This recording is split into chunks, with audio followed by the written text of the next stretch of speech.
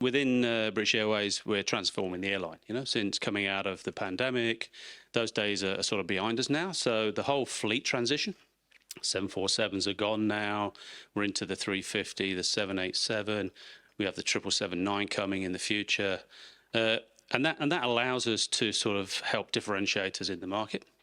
But then that leads to the product and how we can deliver that product to the customers, because that's what we're here for.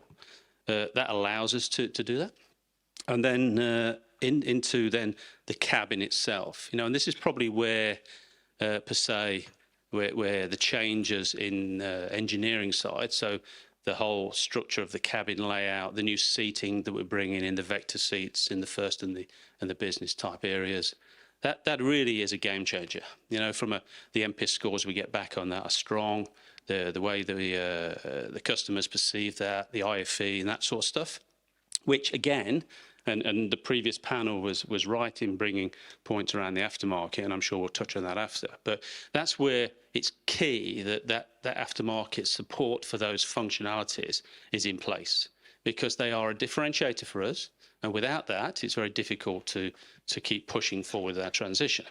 I think then when you link it to engineering, we've done a lot of work in both the larger stuff and some of the tech changes. So introducing things like Chronic X and Aviatar into the systems allows us to be far more planned in our approach to engineering.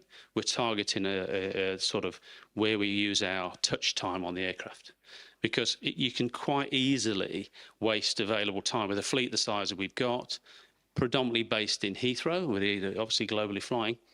You have to make sure that every available touch time you maximize. So the transition is very much focused on achieving that.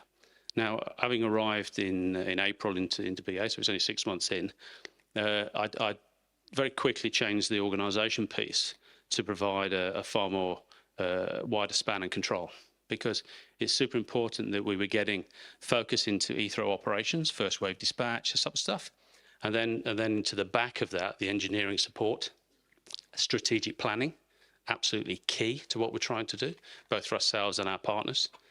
And then, just picking on the ops excellence piece, there was 5 pillars of transformation that I launched in engineering, which was operational excellence, material and supply chain, cabin standard, recruit and retain, which is a fundamental challenge for all of us, I think, and then the right cost, because that's what one of the things is that we need to make sure.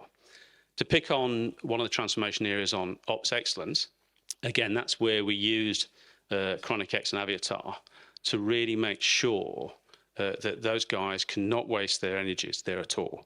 It's absolutely driving the highest level of fleet health we can get. So it's about identifying defects before they're even coming, making sure that we're allocating the manpower, downtime, material and tooling in the right areas so we can maximize that time.